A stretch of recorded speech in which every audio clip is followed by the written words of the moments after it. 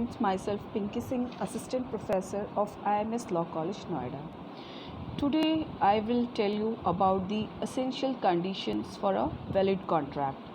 These conditions are available under the Indian Contract Act of 1872. So, specifically, what is contract or what are the essential conditions for making a valid contract? I will tell you. So, what is contract? Sir William Anson defines a contract as a legally binding agreement made between two or more persons by which rights are acquired by one or more to acts or forbearance on the part of the other or others. Or we can say, in other words, a contract is an agreement between two or more parties which is intended to have legal consequences. So, what is a contract? Contract is an agreement between two or more persons which is intended to be enforceable at law and is constituted by the acceptance by one party of an offer made to him by the other party to do or to abstain from doing some act. Under the Indian Contract Act, Section 2, Subclause H defines a contract which as follows: an agreement enforceable by law is a contract. So, according to this definition, what is implies? It implies that a contract is a legally enforceable agreement. Thus, a contract consists of the following two elements: agreement first, and second thing is legal obligations arising out of the agreement. So, here I will tell you what are the essentials of a valid contract. All agreements are contract if they are made by the free consent of the parties competent to the contract for a lawful consideration and with a lawful object and are not expressly declared to be void. Like I said, all agreements are contract. What is agreement? It is defined under Section 2, Subclause E of the Indian Contract Act and it defined as every promise in every set of promises forming the consideration for each other. So, in other words, we can say an agreement consists of offer, means proposal by one person and its acceptance by another person to whom the offer is made. So, it means we require for making a contract the plurality of persons, two persons. And for making a contract, what we need? We need some essential requirements which make an agreement into a valid contract.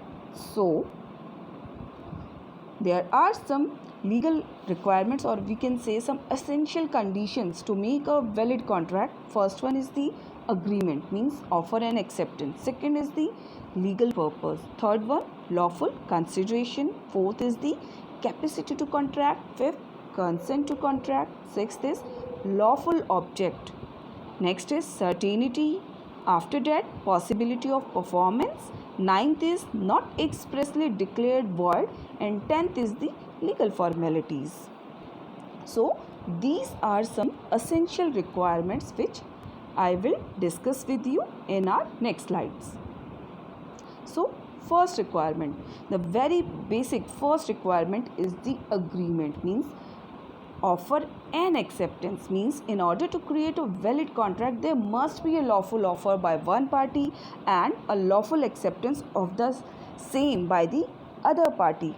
Like I said earlier, that for an agreement we requires the plurality of persons. For example, here I will tell you example that if A makes an offer to sell his scooter to B for rupees 5,000 and B signifies his assent thereto, it becomes an agreement between A and B person. Then the proposal may be for doing an act or for not doing an act or abstaining from doing an act. For example, I am again giving you an example. Second example, if a person makes an offer to B not to sue him for consideration when he, means A person, has reasonable cause to sue B, it is a contract. So, what we conclude that all contracts are agreement. Okay, the adjective lawful means offer and its acceptance must conforms the rules laid down in the Indian Contract Act regarding the valid offer and acceptance and its communication. Second main requirement is the legal purpose, or we can say the legal obligation. To make a contract, an agreement must be enforceable by law. It means that an agreement must give rise to legal obligation. An agreement which gives rise only to social obligation, it is not a contract. For example, suppose if a person invites his friend to attend a dinner party at his home and he accepts the invitation, this agreement creates only a social obligation, and thus it will not be enforceable by law if either of them makes a breach. And in this regard, there is a very famous case, Balfour versus Balfour.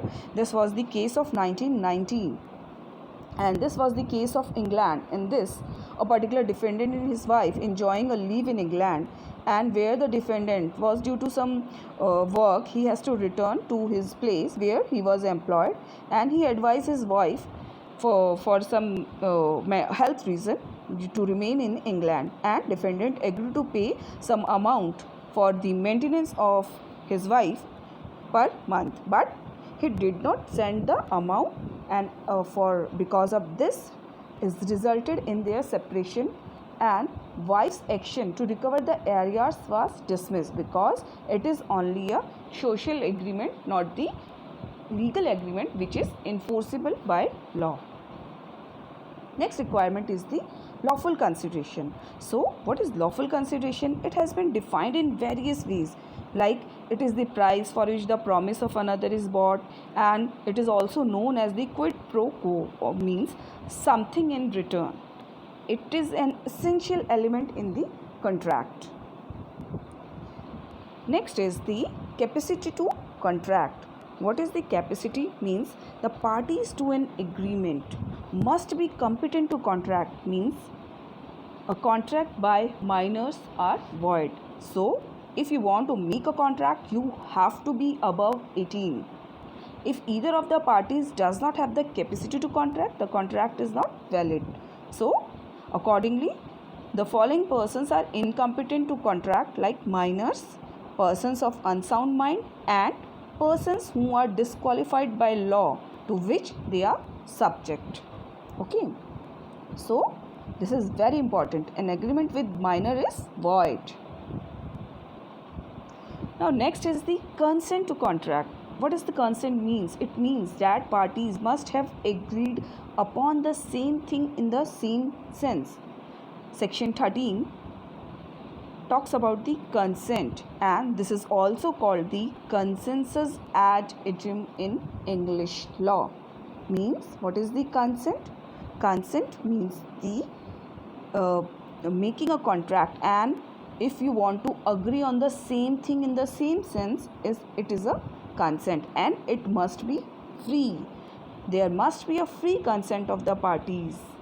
And if consent is not free, if it is caused by, according to section 14, what section 14 says? It says that consent is said to be free when it is not caused by coercion, undue influence, fraud, misrepresentation, mistake. These are the consent to the contract. Okay. Next is the lawful object. The lawful object, if the consideration or the object of an agreement is unlawful, the agreement is illegal or unlawful. So the particular consideration of the object of an agreement is said to be unlawful if it is forbidden by law, or it is of such nature that permitted it would defeat the provisions of any law, or it is fraudulent, or it involves or implies injury to the person or property of another, or the court regards it as immoral or opposed to public policy. For example, sale of liquor without license is illegal. Next is the certainty. According to section 29, agreement, the meaning of which is not certain or capable of being made, are void. Means certainty is also a important essential element for making a valid contract. For example, if a person A agreed to sell to B 100 ton of oil, but there is nothing to show that what kind of oil intended and what kind of oil he want to sell. The agreement is void because due to the absence of certainty. And next example, but if A is a dealer of coconut oil, only agrees to sell B 100 ton of oil, the nature of A's trade is sufficient to show that the kind of oil, and this will be a valid contract. Second is the possibility of performance. Condition for a contract should be capable for performance. If the act is impossible in itself or it's physically or legally, it cannot be enforced at law. For example, here I will give you an example regarding this. If A and B, two persons, makes an agreement that if B encloses a space with the help of two straight lines, then A will pay him rupees 1000, otherwise B will be liable for paying rupees 500 to A. So, what is the result of this particular kind of contract? Here I am telling you that A and B making a contract to what to do for enclosing a space with two straight line, and this is a impossible work because two straight line cannot enclose a space, hence this contract is not a valid contract. Now next point is not declared to be void or illegal. So the agreement must not have been expressly declared to be void. The agreement, though satisfying all the conditions for a valid contract, must not have been expressly declared void by any law in force in the country. Agreements mentioned in section 24 to 30 of the Act have been expressly declared to be void. For example, an agreement in restraint of trade, marriage, legal proceeding, or similarly those agreements which is not certain or capable of being made certain, or an agreement by way of waiver, or an agreement to do an impossible act is also void. Next are the legal formalities. What are the legal formalities? If suppose the agreement must be in writing or registered, as the case may be, where so required by law, an oral contract is also a perfectly valid contract. But if somewhere it is required by some statute that it should be in writing or it should be registered, then you have to fulfill those legal formalities. In India, writing is required in cases of sale, mortgage, lease, and gift of immovable property, negotiable instruments, memorandum, and articles of association of a company. So, registration is required in cases of documents coming within the scope of section 17 of the Registration Act, and all these elements mentioned above must be in order to make a valid contract, and if any one of them is absent, the agreement does not become a contract. So a contract, to be a valid contract or to become a valid contract, an agreement to become a valid contract, it must be fulfill all these essential requirements, means it has to be fulfill all these essential requirements to be a valid contract. Now I am concluding here my discussion on the essential elements of a valid contract. So thank you.